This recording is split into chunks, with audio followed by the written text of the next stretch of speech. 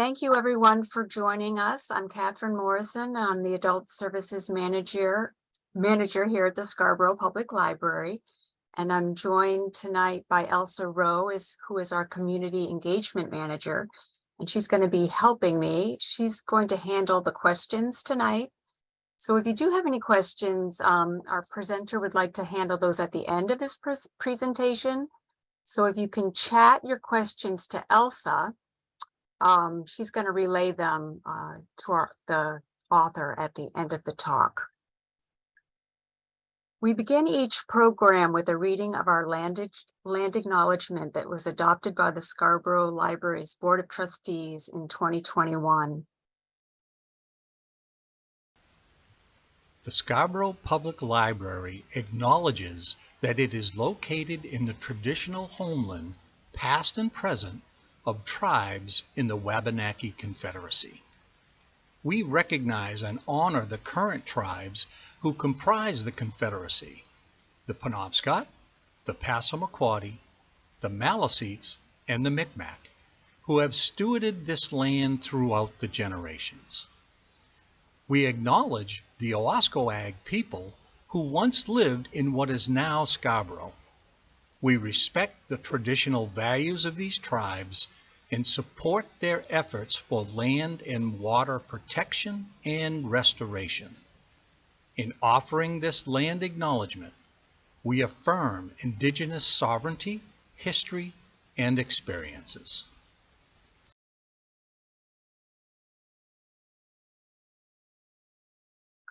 I want to thank the Friends of Scarborough Marsh, and in particular Ann Fandel, for helping us set up this program tonight. They approached us with this opportunity to have Gary Hoyle here. So thank you to the Friends of Scarborough Marsh. And our guest, Gary Hoyle, was personally involved in the excavation of the mammoth remains here in Scarborough. He is an exhibits artist and former curator of natural history at the Maine State Museum, where he worked for 28 years from 1973 to 2001. His exhibit art has been included in institutions across the country, including the prestigious Field Museum in Chicago. He is also a sculptor and painter, and examples of his work can be found on his website, garyhoyle.weebly.com. And he's joining us tonight from Swans Island. So thank you, Gary, for joining us virtually this evening. And I will point out your book. So he is the author of Mystery Tusk, Searching for Elephants in the Maine Woods, and that will be his topic this evening. So thank you, Gary. I'll turn it over to you. Well, thank you very, very much. Before we begin, I wish to thank the following: Ann Fandel, the Friends of Scarborough Marsh, Elsa Rowe, Catherine Morrison, and Tom Corbett, and the Scarborough Public Library, and Andrew Mackey and the Scarborough Land Trust, and all of you who are joining me tonight. I very much appreciate that. So let me begin here. All right. Let me begin by quoting the introduction in my book, Mystery Tusk. And hello, this is Gary Hoyle, I said into the telephone. I'm the curator of natural history at the Maine State Museum. I don't know if I have the right Littlejohn. Is it about the Tusk? Janice Littlejohn replied. That phone call in July 1990 put me on a path to the epicenter of the largest paleontological excavation in Maine history, involving roughly 100 volunteers and professional researchers. But the origin of that path began many decades before. Mystery Tusk is a true story about my efforts to discover the origin of a tusk found in an old collection of a dismantled museum. I chose that title because the tusk was a mystery in so many ways. For instance, where did it come from? Was it ancient or modern? When was it found? And who found it? All those questions and more would eventually be answered and lead to the largest excavation of ancient animal remains in Maine history. And in the process, uncover lost historical facts about an elephant shot and killed in Maine in 1816 that inspired P.T. Barnum to become the most famous circus showman in the world.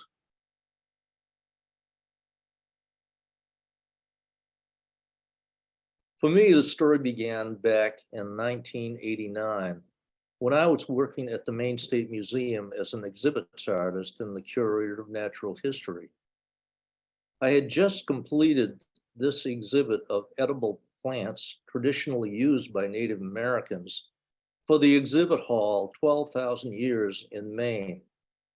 It had taken me 2 years to collect, color note, preserve, and make molds and casts, along with coloring waxes and plastics, leading to the delicate fabrication of about 50 lifelike plant models and over 100 of their edible parts. It was then that archaeologist Bruce Bork, who headed up the exhibition hall, asked me if I would be willing to create an introductory exhibit that would draw people into the hall. He wanted to exhibit some Ice Age fossils from Maine and asked if I could help find some. I immediately contacted Dr. Woodrow Thompson, a geologist that I had worked with from the Maine Geological Survey.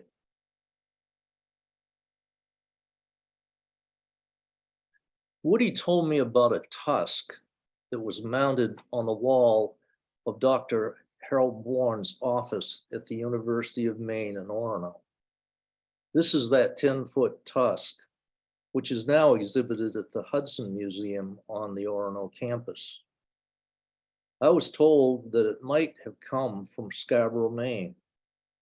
But when I met Harold Bourne's, he told me there was a problem. He had found the tusk in a crate in northern Maine at the University of Maine at Presque Isle from a long ago dismantled Portland museum. 2 tusks were in the crate. Both had been labeled, one Scarborough, Maine, the other Alaska.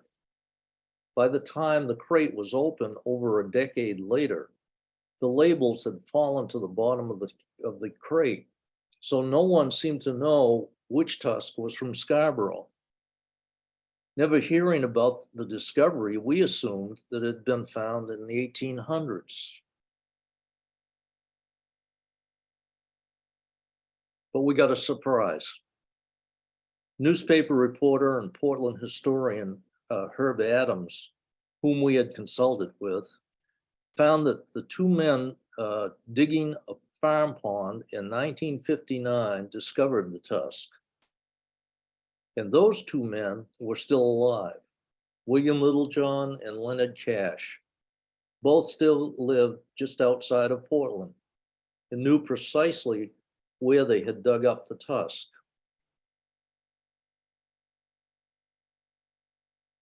They had found the tusk under several feet of sand in a layer of gray clay. Fortunately, Mr. Littlejohn had collected seashells from around the tusk. This little one bears the scientific name Portlandia arctica. Today, it is found in abundance only where glaciers meet the sea, which means the tusk may have come from an ancient time popularly known as the Ice Age. I handed Mr. Littlejohn a photo of Harold Bourne's tusk. He shook his head and said, "That's not the one we dug up. I needed to take a trip to Presque Isle." The Scarborough tusk broke when it was lifted from the clay. So it was in two pieces. Here is the shape of that tusk next to fossilized teeth, walrus skulls, and bones of a seal flipper in an exhibit that I designed and built except for the mounting brackets, the Maine State Museum. All these are from the Ice Age. The exhibited tusk is a cast of the original. The real tusk had to be cut open so scientists could analyze the inner ivory layers.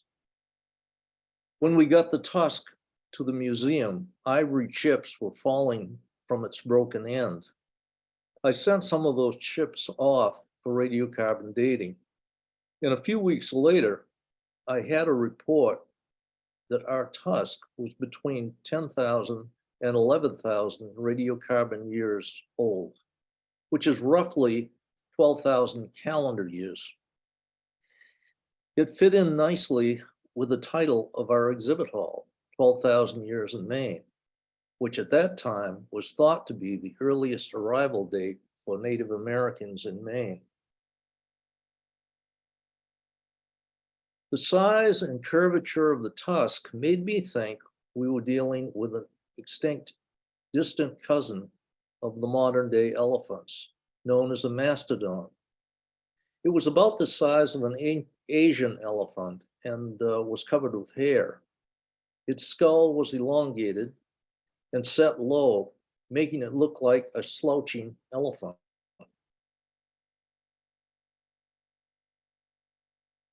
Its teeth consisted of large breast-shaped structures called cusps that give the mastodon its name, which means breast tooth. These teeth are specialized for feeding on, excuse me, on the leaves, twigs, and young shoots of foliage, somewhat like deer and moose do. But we had no tooth to identify our ancient elephant, and none of us at the museum was an expert on elephant tusks. So we contacted Daniel Fisher, a specialist on ancient elephants from the University of Michigan. Dan came to the museum and examined the tusk. He concluded that it came from a female, and he was about 60% certain that it came from a mammoth.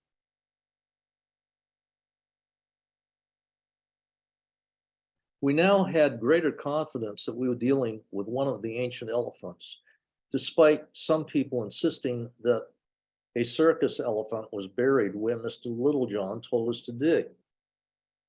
I now needed to organize a proper excavation of the site. But before I could oversee that excavation, I needed training. So I signed up for one of Jack Horner's dinosaur digs in the Badlands of eastern Montana. Horner is a respected dinosaur researcher, but he is best known to the public as the science advisor for many of the Jurassic Park movies. This is a sketch I did of a section of our work area where an ancient river once passed through the area, which is now the 11,000 acre Makoshika State Park in Glendive, Montana, the largest park in Montana.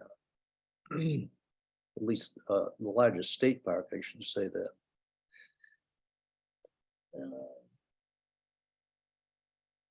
Here is my sketch of a portion of the jawbone of a plant-eating dinosaur called a hadrosaur that was found while I was there.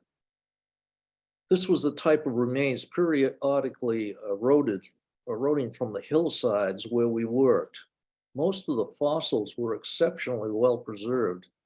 Some even reminded me of cattle bones bleached by the sun. Fossils and wildlife were abundant. In the brief 2 weeks that I spent in the Badlands, I encountered mule deer, pronghorns, scorpions, wood rats, and a 4-foot prairie rattlesnake that forced me to take a trail around him. A sagebrush lizard even sunned itself on my index finger during a morning briefing by our site director. At the same time, I also learned a lot about the proper way of excavating dinosaur bones. It was now time for me to apply that knowledge to the Maine woods. Back in Maine, we began our dig in the fall of 1992 by moving a pile of earth away from the pond that Cash and Little John had dug. In doing so, bone fragments began falling from the bucket loader. We immediately changed our plans and sifted through the dirt pile left from digging the pond. As we recovered more bone fragments, someone suggested naming our mystery elephant Harriet. We knew it was a female covered with hair, but we didn't know the species. So we settled on the name Harry It. Then in our second day working on the dirt pile, we solved another mystery. This is me holding a 7.5-pound mammoth tooth discovered by Jim Story, who stands behind me with a rake. Notice the surface of the tooth is very different from that of a mastodon. It's more like a millstone for grinding grain. And that was its function: grinding grasses, seeds, and flowering plants growing in the open, windswept grasslands directly south of the glacier front.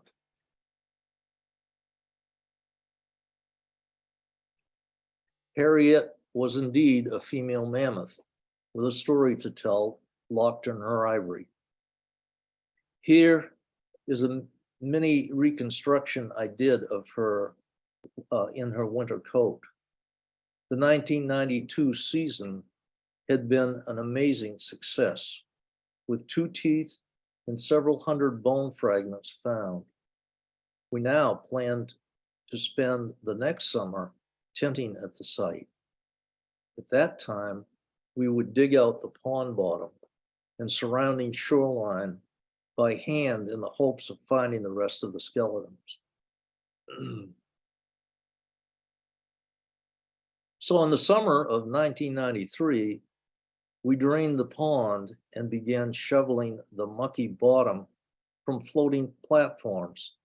That's when Judy Ritchie, one of our conservation people, missed her footing and ended up in mud to her chest.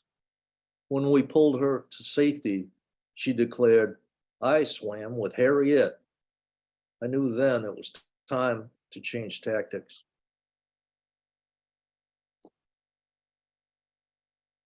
Later that day, a dump truck and heavy-duty excavator arrived.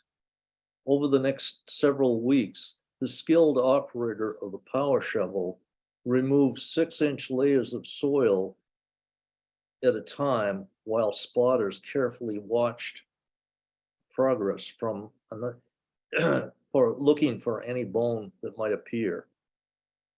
This is a sketch I did on July 8th, 1993, when no diggers arrived at the site because of a heat wave in the area that kept temperatures close to 100 degrees. The shovel operator had removed a massive amount of earth and exposed the lowest areas of gray clay. This layer had been formed by the finest rock grindings from glaciers scraping rock against ledges during the Ice Age. Known as rock flour, these grindings interact with seawater to form clay. Seashells were frequently found in this layer that gave us an estimate of the water depth, the turbidity, and the temperature of that water.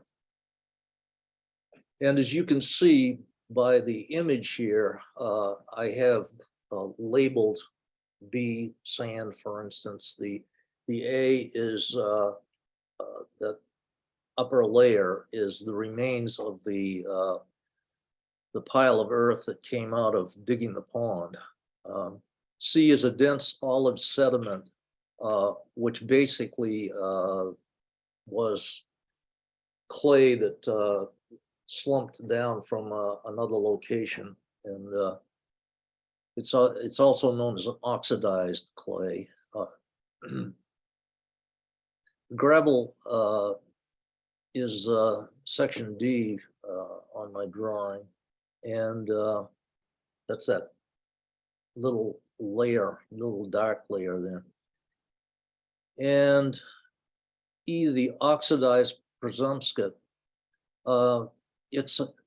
that is a clay formation. It's just generally marine clay, and the oxidized is an acidic zone.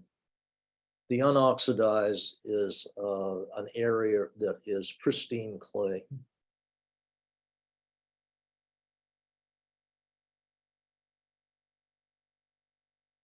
This is a painting I did, which is now part of the University of Maine collection, depicting what the hills called the Bubbles and Jordan Pond in Acadia National Park looked like as the glacier receded 13,000 radiocarbon years ago. That's around 20,000 calendar years ago. If you could turn around at this point, you'd be facing the ocean very close by. Today, that shoreline is nearly 2 miles away. That's because the ice sheet that covered Maine was so thick that it depressed the Earth's crust in some places below sea level. At its thickest, the ice was more than 5 times the height of Cadillac Mountain. It melted back much faster than the Earth could rebound.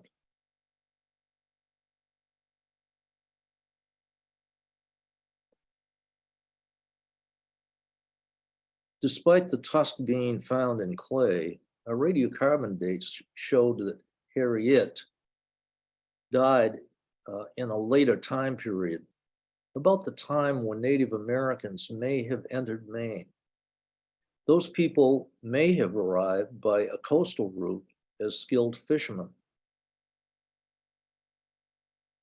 But perhaps they entered as skilled hunters who could take down mammoths and other large animals, as I have depicted here, showing a Columbian mammoth, the largest North American mammoth, at a shoulder height of about 13 feet, with now extinct native horses and camels being driven by fire toward hunters equipped with spear throwers.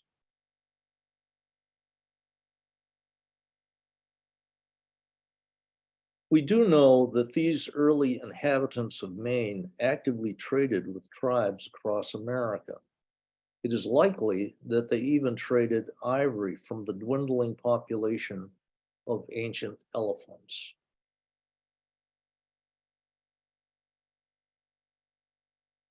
They were mobile people, migrating with herds of wild animals. So placing Harriet in this time period seemed to make a lot of sense.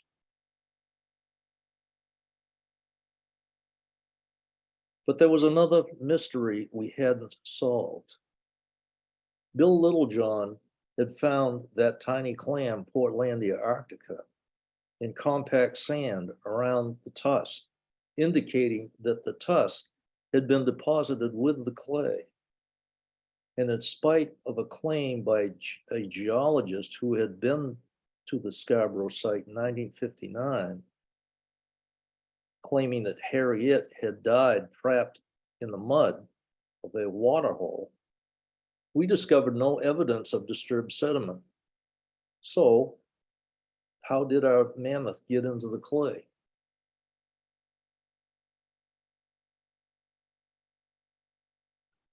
That was a time period when ice was just receding from the mainland.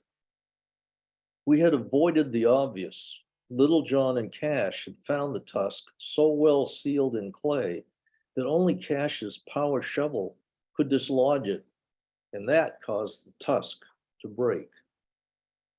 Were our carbon dates wrong? If they were, how did the Tusk get to the bottom of what was then the ocean? And why did some people still believe we were dealing with a modern day elephant?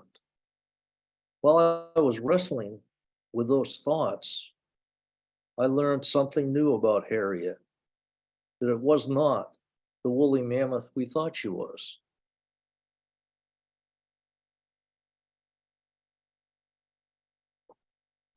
She was a hybrid of two mammoth species.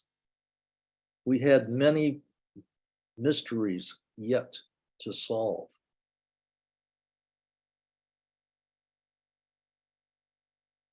The, excuse me, such as mysteries that misled people. Like this sketch based on a drawing done by a geologist at the Mammoth site in 1959 that shows the tusk being found above the marine clay in this dark brown layer. He obviously did not believe Little John and Cash's claim that the tusk had been found in the gray marine clay, despite in his drawing showing a rib fragment in that clay.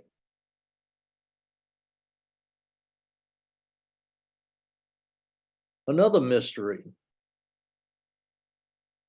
of what animal made a tooth mark on the atlas, which I'm holding. It's the neck bone that attaches directly to the skull.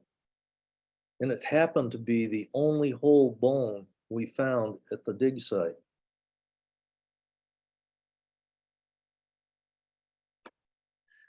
Another mystery was how a newspaper reporter was intentionally duped by two geologists into thinking the mammoth remains were those of the second modern day elephant brought into North America, named Old Bet.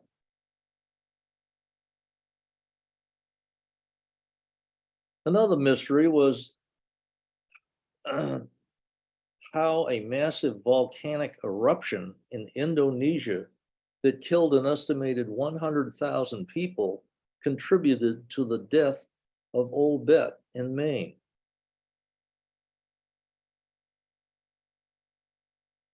Still another mystery of why a catastrophic death of migrating birds occurred in Maine the year Old Bet died.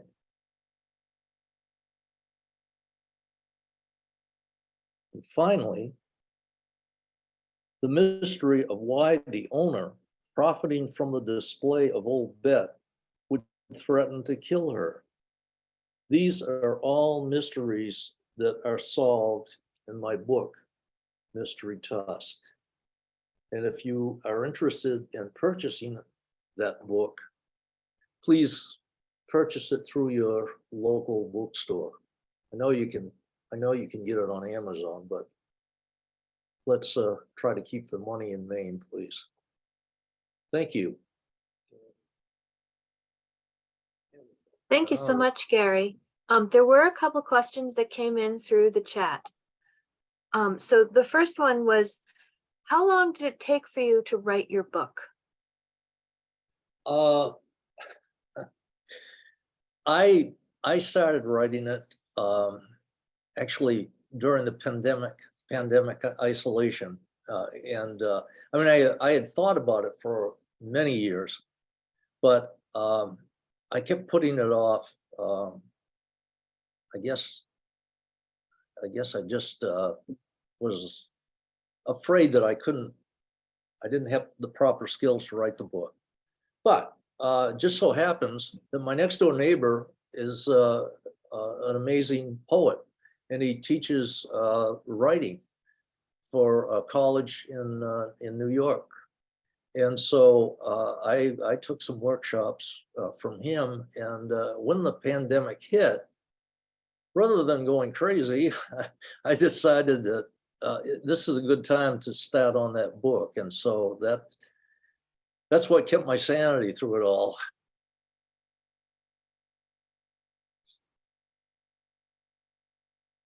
Any other questions? Yeah, there are a few others. Sorry about that. I was writing one down. What was the most challenging part of the dig?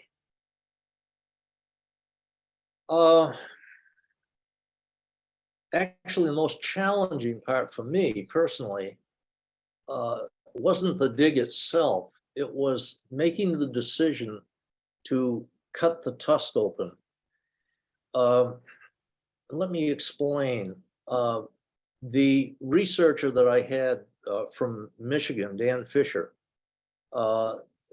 he originally was an invertebrate paleontologist. Now, that's a fancy name for somebody who studies shells in the fossil record. And Dan used a technique where he could grind the shell at certain layers of growth, and he could establish how old these shells are, or what I mean by the growth of the shell. He could establish the age of the animal at different points of the layers of the shell. So he eventually switched over to studying mastodons over in the Great Lakes. They found a lot of mastodon bones over there, and tusks too. And he thought, well, okay, if I can do this with the shells of clams and oysters, why not try it on the ivory tusks of ancient elephants?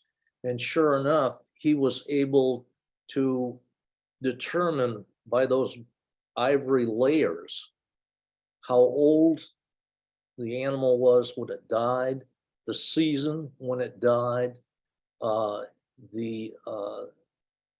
removing powdered ivory from different locations in the animal, particularly female, he could determine on the number of pregnancies she had, the migration of the animal,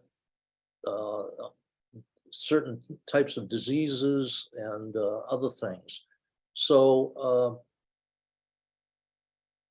so the difficult part for me was we had only this one tusk from Maine. It was a very important fossil. And the question was, do we cut it open? Do we do a destructive analysis on this tusk or not? And so I debated with our director and Dan Fisher himself as to, what's the best thing to do here. And finally, I agreed that to get the most out of our research, that we would have to cut that tusk. So we cut it lengthwise and removed, we did this out in Michigan, actually. We went to Michigan with a tusk. And Dan cut out a 2-inch band of the tusk in the center. And that is now housed at the University of Michigan and can be analyzed anytime. That's up to the Maine State Museum, whether they want to put the money into analyzing that or not. But what we do know is we know the time period of the animal's death, and that was in late winter. And that's because of that type of analysis. So it is, I think it would make a very fruitful exhibit if this analysis proceeded. We do, at the museum, we do have the other sides of the tusk that, we didn't destroy the tusk completely. So we do have those at the museum, and they could be used sometime for, I think, a really fabulous exhibit to tell the life history of this particular animal. So you've learned so much from the tusk itself. Did you learn anything from the soil at the dig? Was that screened for anything? We learned where we dug the tusk up, or where the tusk was dug up, and the bone fragments that we did find, were located in a shallow tributary of the Nonsuch River. What we did learn is which, I mean, the Nonsuch isn't a huge waterway, but anyway, what we did find out later is that the Nonsuch River, when that mammoth was alive, was a rapidly swift river. And so what actually happened is the mammoth died, and part of its body swept down that river and ended up in the shallows, not too far from the mouth of the river. And eventually the rock flower, which I described, sediment washed over the tusk, or the remains of the mammoth, and sealed everything in the clay. So we do know that, and we know that she was in about 20 feet or less water. We also know that she was there for at least 2 months. So the remains was there for at least 2 months before it was covered completely by sediment, because a barnacle scar was actually found on the tusk. And Dan Fisher, who as I said before, also was an invertebrate paleontologist, knew that the mammoth had to have been there, or her remains, at least 2 months before she was completely covered, or her tusk was completely covered with the sediment flowing from the river. So there are a few more questions here that are sort of related. Sure. So bear with me as I try to sum them all up into one. So someone wrote, it's interesting that there were no other skeletal remains with the tusk. What is the story about why there were not more of the mammoths present, carried away by glacial melt?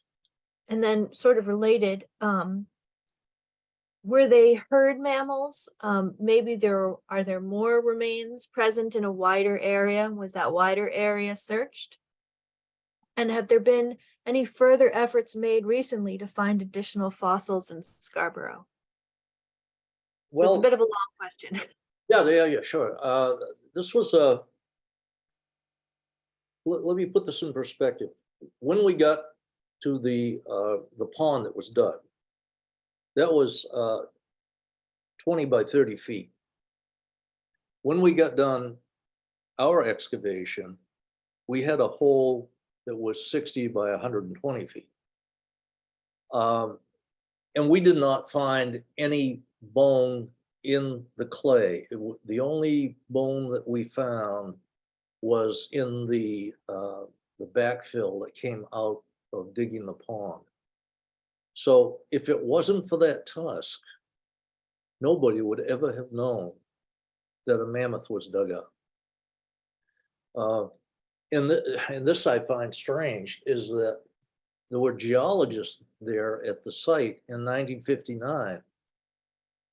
I'm surprised that none of them bothered to return to investigate the back dirt that came up from digging the pond, because that's where all the bone fragments were. Now, what we think, and we have some pretty good evidence of this, is that the mammoth died in late winter, and as spring season came on, part of its body was flushed down the river. Now, prior to that, there might have been scavengers that fed on the carcass. It eventually came out of the mouth of the river. And remember that tooth that I mentioned? Well, that tooth ended up being the tooth mark of a great white shark. So the shark attacked the carcass, and part of the carcass ended up where we found it.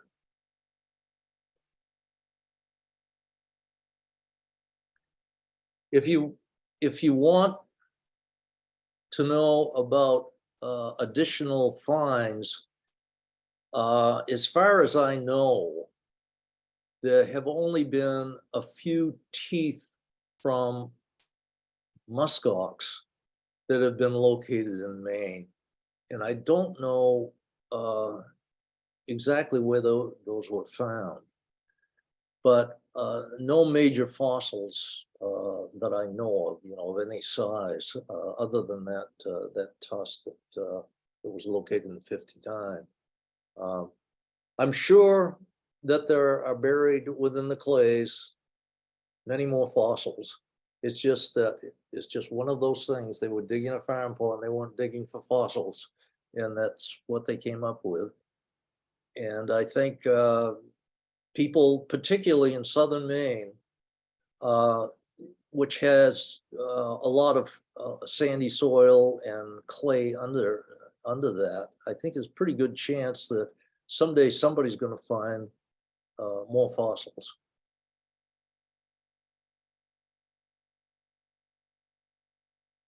Well, that's all that I have for questions for you from the crowd here. If anybody has a question that they didn't mention, you can either put it in the chat box or unmute and ask it. If not, Gary, I have a question sort of unrelated to your book. Sure.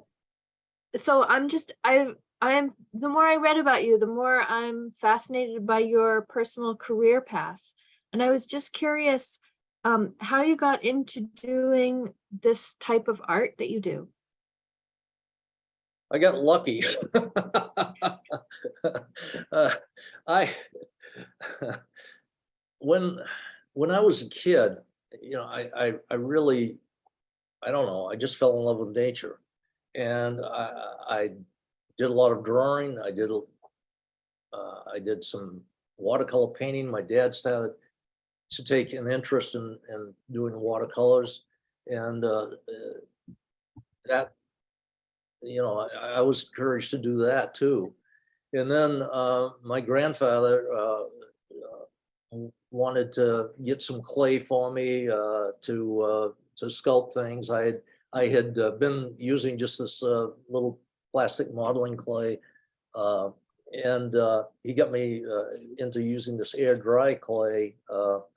And I'd use the watercolor paints to paint paint the sculptures. So, and like I say, I was really getting into nature. So I would catch salamanders, and then I would try to paint them and sculpt them, and turtles and other things.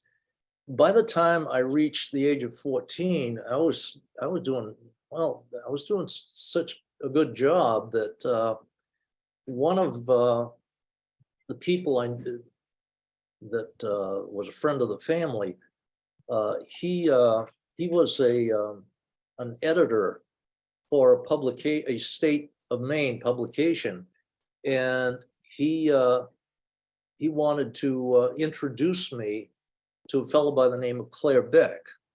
Now, Claire Beck he had done a lot of sportsman shows and done a lot of model work, and his exhibits toward the Eastern Coast, they were in major cities. And so later in life, Claire ended up, the Maine State Museum was mothballed for a while. And it was stored in some of the state garages, and that happened in the late '40s because the legislature needed additional room or some things like that. But anyway, eventually Claire reinstituted the Maine State Museum, and he began creating these dioramas. And so I was invited by the friend of the family to go to the museum that he was constructing and meet him. So I took my salamander carvings and turtle carvings and all, and I met Mr. Beck. And at the time, he was building a rock ledge for some black bears that were going to be in the diorama. And I mean, I was just astounded as to what he was doing. I mean, I couldn't believe it. And so I showed him some of my things that I had sculpted and painted and all. And by golly, you know, at the end of our meeting, he asked me to sculpt 2 box turtles for the exhibit at the museum. And I presented those to Governor Reed, John Reed, and him at a ceremony at the Maine State Museum in 1960 when I was 15 years old.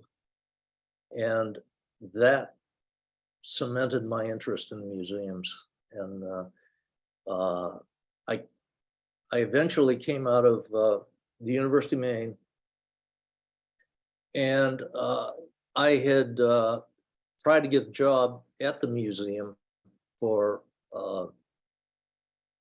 you know, even a summer job at the museum, and nothing was available. The new museum was not built yet, but there were plans to build this new museum, and so I was hoping that, you know, there might be some kind of a job. So I ended up teaching over at Coney High School in Augusta, and I taught there for a couple of years, and then I taught the laboratories at University of Maine in Augusta for a year. Then I went back to graduate school, and all this time I was trying to get a job at the Maine State Museum. I'd over a 5-year period, I'd be there every year, you know, to harass them a little bit, I guess. And so I was doing graduate work, and I just decided that no, I'm heading down this path that I don't want to take. You know, I'm not interested in spending my time in a laboratory working with whatever. So I left graduate school, and I got a job as a house painter. and so I was painting houses for a while with this crew. And one day we were painting a house in the middle of Augusta, and the owner of the house came out and he said, "One of you guys named Gary Hoyle?" I said, "Yeah, I am." He said, "Well, they're trying to get in touch with you from the Maine State Museum for you to go in for an interview." So I went in that day with my paint clothes on. I mean, I had paint all over me. And I interviewed, and they were looking for somebody with a knowledge of biology, teaching experience, and could do creative work. And so it just worked out for me that I got the job there, and I loved it. I mean, I loved it because my mentor, a fellow that would come in one day a week, he was retired, living here in Maine, but he had worked 38 and a half years at the American Museum of Natural History in New York City. And so he became my mentor, and I worked with, his name was Fred Schurer, and I worked with Fred for 10 years, and they were some of the best professional 10 years I've ever had. That's great. Fred- So Fred like was- hard work and perseverance got you there. and That's- luck. Yeah, a little luck, but it sounds like a lot of that luck was luck of your own making. Well, There is a question actually that back to your book, there's a question somebody asked. I just want to make sure we sure. get to it.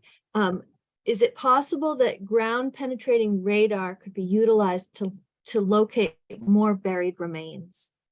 That's exactly what we used, was ground penetrating radar. One winter day, we believe this or not, we actually scribed the pond. The surface of the pond was frozen. So I had knowledge, simply because of what I'd been working with, of an ice carver that was used to be used to cut ice from the rivers, and they would use a little ice carver to mark out the fields that they wanted to remove ice from in the middle of the river. So there was a fellow that worked at the museum down in the workshop by the name of Bert Truman, and Bert was really clever at certain things.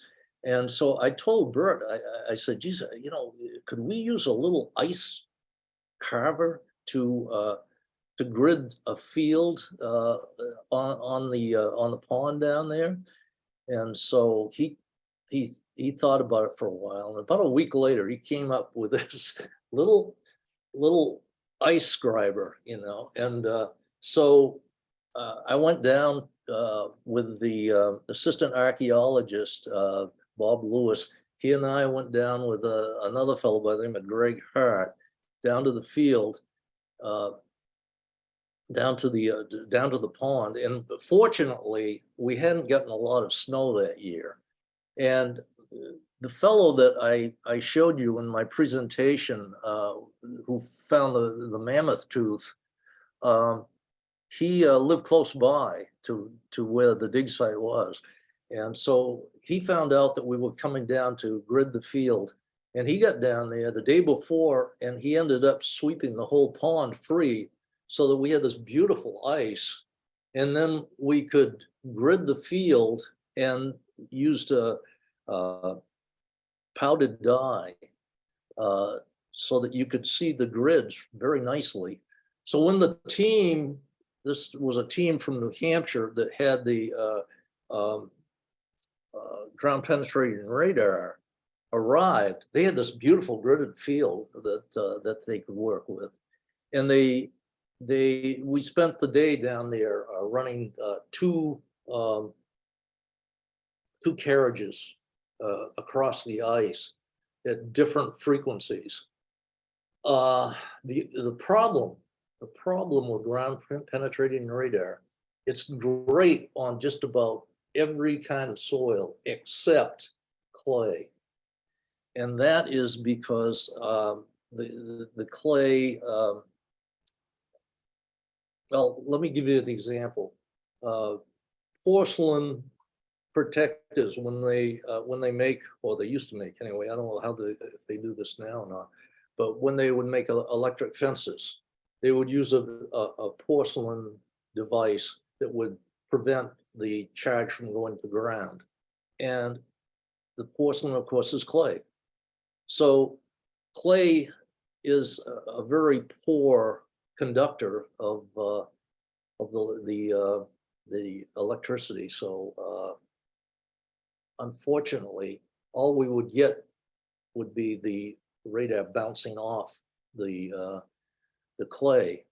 And we saw a few anomalies in there, and we thought that they might be bone, but when we finally dug down to discover what it wasn't bone. In most cases, it was buried logs or other debris that was down there. So I have one more question. It's from Clayton, so I suspect it's a ringer. What do you plan to do next? Artwork? Another book? Take your grandson out? No, I added that last part. Good one, Clayton.